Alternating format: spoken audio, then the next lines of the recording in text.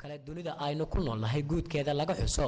maalinta loo asteeyay maalinta raadiyaha ee 13 bishan Febraayo ayaa haddana munaasabad ay soo qabaqaabisay wasaaradda warfaafinta xukuumadda Soomaaliya waxa loogu barodiiqay dhammaan xubnihii ka tirsanaa bahda saxaafadda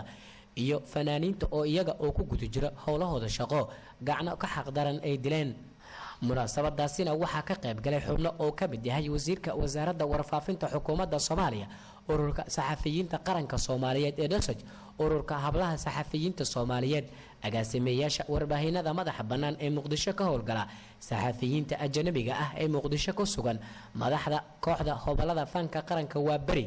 iyo wariyaal iyadoona munaasabadaasi lagu qabtay barxadda hore ee wasaaradda warfaafinta dalka ee magaalada Muqdisho Abwaan Cismaan Cabdullaahi Guro oo ka tirsan bahda warfidiyeenada ayaa tix gabi ah ku cabiray dhibaatada saxafiyiinta Soomaaliyeed ay la kulanto bashar waliba waa dhiman ballan weeye geeridu adna baaqamayside waxba tiisa ha u bogin marxuum galay buddiise berri taada maare ilaahayna waxaan ka baryaynaa dunidan ilaahay sida darin u fidiyay buuraha duldhigayo daafaha bad iyo webi durdur iyo xareed dhigay samadana dallacay ee sii kala dul mariyo carshigana dul saarow xidigaha dusheenna iyo dayax iyo cadceedana midba meel ku daabow qalqigana dubkiisa iyo lafaha isku duubow afkoodana dilaacshee waxa uurka dega iyo deeqsiiye calafkow ambiyadii la soo diray midkii ugu dambeeyana magaciisa doortee dib ka raacshakayso deeqsiiyow raxmaanow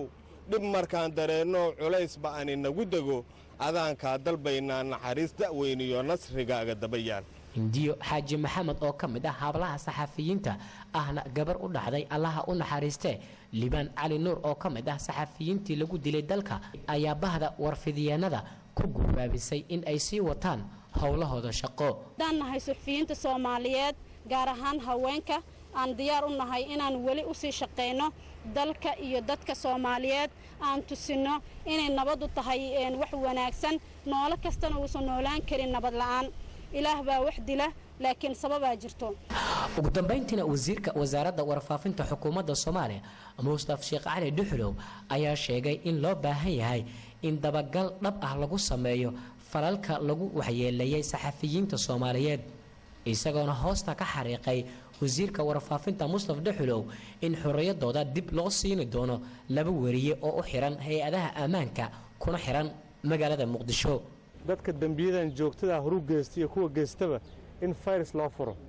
fileskaas oo bari lagu xisaabtamo qofka waxa la rabaa 40 sano 50 sano dambi oo gal koor in lagu keeni karo maxkamada loo baahan yahay laakiin ma dhacdo waxa loo baahan yahay dadka laga dilay oo familada inay keesaskan daba socdaan wasaaradda warfaafinta waxa looga baahan yahay mas'uuliyadeeda inay gudato oo hay'adaha qaabilsan si joogto ah fiilashan loo horgeeyo runtii aad anaga xumahay maxaa Ibrahim Pakistan markuu hadlay wuxuu yiri laba journalist laga xiran arintaas shalay markay soo gaartay si aadan uga shaqeeyay xalad dabagalan ku sameeyay maanta waxa la ballan qaaday in la soo deeyo